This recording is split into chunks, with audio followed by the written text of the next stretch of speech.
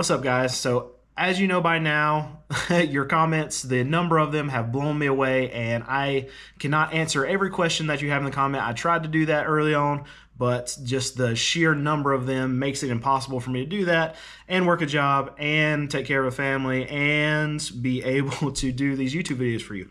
So what we have decided that we're going to do is actually have a video every week where my wife is going to pull the most common questions that are throughout the week, if they come from specific videos, and any interesting questions that you guys might have, and I'm going to try to answer them once a week for you guys, just so we do the mission of the channel, and that was to answer you guys' questions. But can't get them all in the comments, so we're going to try our best to do it here. And eventually, maybe we'll have a live stream where we do it and answer your questions live. For this year, we'd like to start a podcast at some point. Maybe we can get some questions there too. But we got a lot of things working out, so we're just going to start doing it here, and hopefully this does well, and we can get as many of your questions answered here, where I can actually talk about them instead of just giving you a two-line answer. I can give a little bit more of a detailed answer to be able to talk to a camera as opposed to typing them out. And if you haven't already, please subscribe to the channel. Please like this video. Like I said, leave us a comment, leave us a question, and my wife's going to go through a lot of them and be able to pull some questions that we'll be able to answer hopefully next week on the next question and answer video that we do. But let's get into it. So the first question that we have comes from Taco, one of my favorite subscribers. Always love the comments you leave. But they say, about not being able to answer all the questions in the comment section, why not pick the top 5 or 10 common questions from your last video and answer them on a new video? Actually, this comment is where this idea came from. So thank you so much, Taco, for this. And this is the reason why we're going to start answering your questions on a video. So thank you for the suggestion, and this is exactly what we're doing today. All right, the next question, this is actually the #1 question we get on our channel. This comes from Matt Jennings. Man, I'd like to know where this dude's car lot is. I'm about to get some income tax and need a good little used car, and he looked like he had some good ones that were pretty inexpensive and appeared to be in great condition. Yes, we have cheap cars, we have good cars, but no, I'm not going to tell you where my car lot is, and I apologize, but there are 2 reasons for that. One, my sales staff can't handle questions coming in from YouTube. We can't handle the calls. We're already maxed out as we are. We're very busy, as you can imagine, because we have cheap cars. And reason 2 is because my goal on YouTube is to be able to answer your questions from the perspective of a used car dealer and try to answer them the most honest way I can and give you the best advice I can. And I feel like that message is going to be tainted if you also feel like I'm trying to sell you something from my business. If I'm trying to sell you a car. We already have trust issues as from being a used car dealer, so I am not trying to push any of my product, any of my business on you. All I want to do is be able to give you the best and most honest information I can. And I feel like if I'm trying to promote my business on this channel, the message is not going to be received that way. So even though I would never mean it to be that way, if I was trying to actually promote my business also on this, I would still give honest information. The message can't be received the same. So that's why I'm not going to be giving out the location of my dealership. I want to sell you a car. I want to sell everybody a car. I want to make tons and tons of money from my business, but I don't want this channel to be the way that I do that. All right, next question comes in from Ricardo Moreno. And if I'm butchering your name, I'm very sorry about that. But he says, when is the best time to buy a new vehicle? Thanks for your insight. So usually when people talk about saying a new car, hopefully you're talking about an actual brand new vehicle and not just a new to you vehicle. But I'll answer both. So the best time to buy a brand new vehicle is going to be your end of the year, December, beginning of the year, January, February. Those are the 3 worst months for a new car dealer. And those are going to be the times that they're either trying to get rid of some inventory because they're about to get some new inventory in, and they're also the slowest during the year. So that is the time when you can go in and maybe offer a little bit less.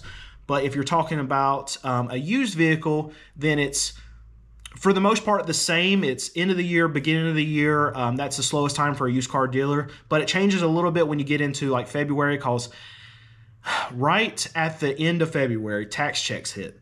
And whenever they hit the especially the lower tier used cars, the stuff that's under $10,000, the value of those spike because people come to used car dealerships. They have their tax money and they buy a bunch of cars, and these used car dealers, they'll rush to auction right at the end of February, right at the beginning of March. And that's when you see a spike of the auction. And then obviously if these dealers have to pay more on the wholesale side, they have to pay more, they have to sell them for more on the retail side. So if you're in the market for a vehicle that's $10,000 and under, I would avoid March into February and even a month after that, because you're going to have elevated prices at that point. So if you're looking for a used vehicle, when I would wait to is probably beginning to the end of summer, and really going forward from now, the best time I think you're going to get a deal on a used vehicle and even a new vehicle is going to be the end of this year. So December and then the first part of next year, so January.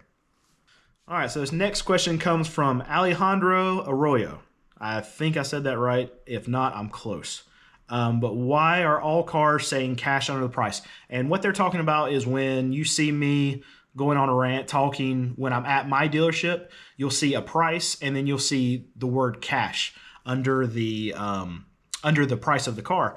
And that doesn't mean that someone has to literally pay cash. What that phrase means in the used car market is that there's no financing offered on that vehicle. So we don't finance any of our vehicles. We don't offer any kind of financing. We don't have any outside lenders or anything that come in and offer our customers lending. So what that cash means is that you just have to pay for the full amount with taxes, fees, and everything in one shot. You can't make any kind of payments, anything like that. So it's not cash at all for the most part. Most of our customers actually use a debit card, or they'll use a credit card to pay for the car, or they'll go get a cashier's check from the bank. There's still a lot of customers that actually pay for a vehicle with cash, but it's more weighted towards those other mediums, the cards, the check. So cash doesn't mean necessarily cash. It just means you have to pay for it in full. All right, this next question actually comes in from the most recent video, and it's from Coffee. What do the sellers do with the no-sell cars? So when a car goes through auction and a seller has a reserve on it that doesn't get met, it doesn't bring enough money that they actually want to sell it for that amount, then the car will be no-sold. So then the seller at that point has two options. They can either, one, run it again the next week, which if you've watched any other videos on my channel, we're following this Corvette that's been no-sold for 8 weeks in a row. So they have that option to run it week after week after week. Some auctions, they'll charge the sellers a no-sell fee every week. It's not high, but I mean, after 8 weeks, it stacks up. Or they have the option to take it back to their lot and try to retail it to the public, hopefully lower their price, but as we're seeing right now, they're not lowering any prices, and they're not selling any cars. So, I mean, hopefully they'll wake up and realize that they have to lower their prices to sell the vehicles. But actually, there's a third option. They can take it from that auction and send it to another auction. Since I'm in one small segment of the country, I go to 7 or 8 different auctions a week, or we look at 7 or 8 different auctions a week. And I noticed that the same sellers can have cars that show up at multiple auctions. So if one kind of car doesn't do well at this specific auction, then they can then take it to another auction, and it's like having a fresh car come. Because if dealers see a car show up at the same auction week after week after week, and they know that they're no-selling it, then they'll actually lose bidders from that auction, because these bidders, these dealers like me, know that, well, this new car dealer, they want crazy money for this car, so why even bid on it? It makes no sense for us to even waste our time checking it out if we know that they're just probably going to no-sell it. So that's when it's kind of beneficial for these new car dealers to have a few auctions they rotate cars through, because it gives the car a little bit of a fresh life at another auction to try to pick up some more bidders. So those are the three things. They're either run it again the same auction, take it to a different auction and run it, or try to take it back to their lot and retail it. All right, next one comes in from Gas Hog, and they say, where does someone go to find out what their vehicle is worth? All right, so right now, no one knows what the value of a vehicle is worth. But let's rewind 3 years before the pandemic. During normal times, what I would recommend that someone would do is actually go on Kelley Blue Book, their website, put in your make, model, miles, year, everything, your features, and you can get a close enough number to know what your trade-in value is, what the wholesale value was going to be on it, what the retail side and what the private party is. I actually like using them. There's a couple other things for dealers that they can use. The MMR, they can use Black Book. Black Book's more of the wholesale level of vehicle values, but for you as a consumer, you can try to use Kelley Blue Book now, but because the market is moving so rapidly, there's so many no sales at auctions. Some dealers are charging extra bogus dealer fees. The market's just all over the place that there's no place that you can go to really find the value of a used vehicle right now. What we use as a dealer that goes to auction and buy cars, we kind of know what we can sell cars for right now, and even as the market's moving, we buy similar enough cars that we know, okay, last week we sold this Toyota Camry with similar miles for this amount, but maybe the market's come in a little bit, maybe we're selling a little bit less cars, so we need to pay maybe $500 less than what we did for the previous Camry we had. So we are a small dealership, and we can move with the market as it goes, and that's an easier way for us to move on prices and know what to pay for cars. But these bigger dealers, they really can't do it. So as you're seeing the market come in, you're not seeing their prices coming down at the same clip that the market's coming down. And that's because there's really no metric out there right now. There's no gauge, there's no chart we can look at, because this has never happened before. We've never had low supply and low demand happen in the vehicle market, and we've never had the circumstances where we've had a bunch of this free money and then all of a sudden the interest rates spike and now no one can afford anything. We've never had this level of inflation to be able to hit the used car market, hit the new car market. So right now there's no good answer for that, because there's no website, there's no book out there you can use for a value of a vehicle. All I'm telling people right now is if you have to buy, then just be smart about it. Don't pay any of these fees that the dealers are trying to tack on to the vehicles. If they're doing that and you can't get it negotiated off, go somewhere else. There's other dealers that want to sell cars right now. You don't have to be locked into a particular dealer. And I'll say on the used vehicles, you can try to use Kelley Blue Book, but the values are probably going to be greatly skewed. So just be careful when you're looking up values of cars. Just know that they're probably not accurate right now. All right, this next question comes in from Mike W. I'm not going to try to say the last name, so it'll be on the screen. You try it at home for fun and see if you can figure it out. But Mike, your name's not easy to say, so I'm not going to say it. He says, do you change the oil on the purchases at the auction? So for the most part, we don't. We want to be in a vehicle as cheap as possible. We don't want to add any extra costs that we don't necessarily need to, because I want to be able to get my car to my customer as cheap as possible.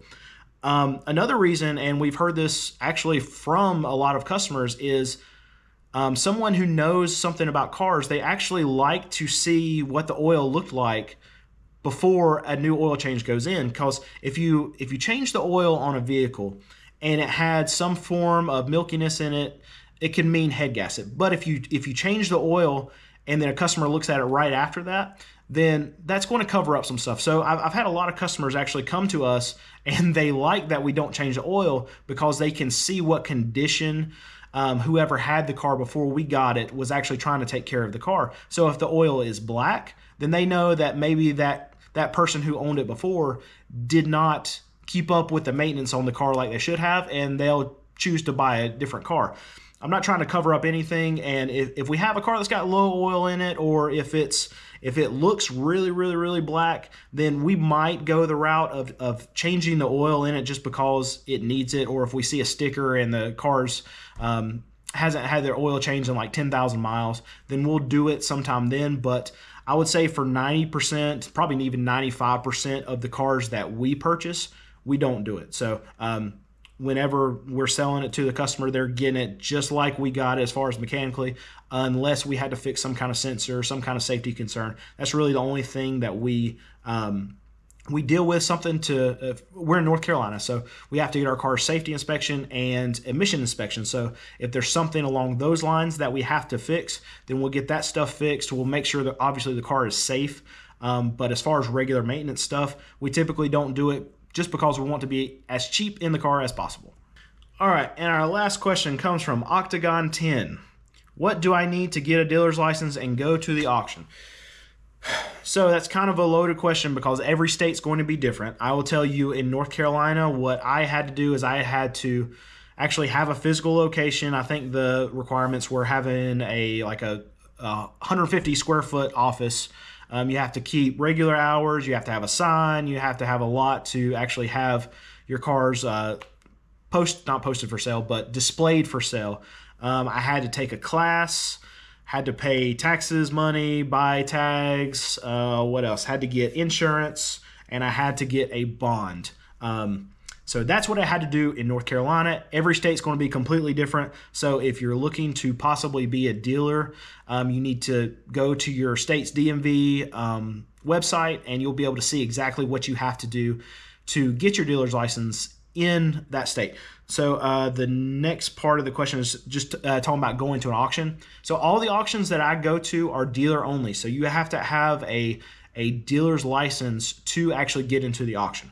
There are other places where you can go as an individual and go buy cars at auction. I think there's some insurance and like salvage auctions that you can go to. I wouldn't recommend them. Dangerous. You can buy a turd really quick.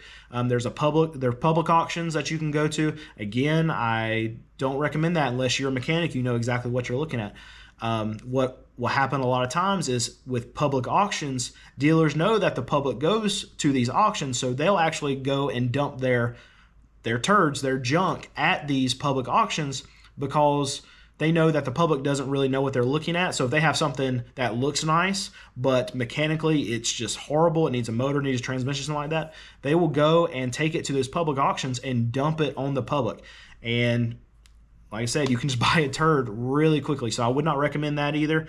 The other kind of auction I know that, at least around here that I've seen, that the public can go to is like a city or county auction that is auctioning off their fleet vehicles, like utility trucks, these work vans that they have, old police cars. I've seen that too.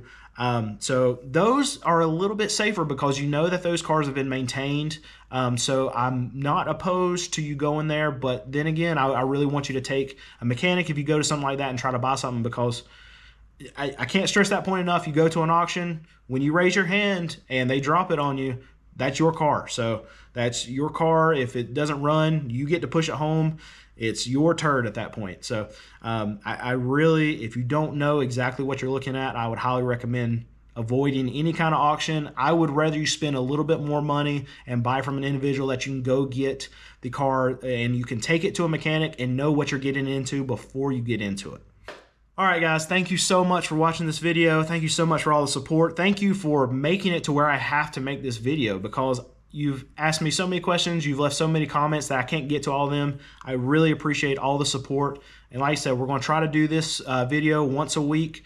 My wife's going to be looking at a lot of comments. I'm going to be looking at a lot of comments, and we'll try to pick out some of the most common ones we get, some interesting questions we get, just to be able to answer them for you guys. So, like I said, again, if you haven't, subscribe to the channel, like the video, and just thank you so much for all the support. You don't even know how much it means to us, and we're so appreciative for everything that you guys are doing and just watching our content. We're blown away. We can't tell you that enough. But thank you guys for everything, and I really hope you have a great rest of your day.